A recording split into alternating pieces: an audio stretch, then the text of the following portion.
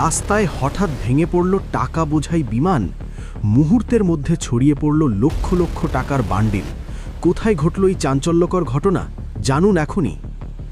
ভাবতে পারেন, আকাশ থেকে ঝরে পড়ছে টাকা।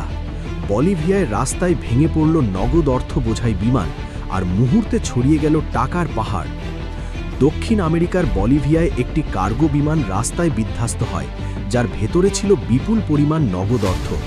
দুর্ঘটনার পর টাকার বান্ডিল ছড়িয়ে পড়ে রাস্তায়। আমার ভিডিওটি ভালো লাগলে চ্যানেলটিকে সাবস্ক্রাইব করে রাখুন।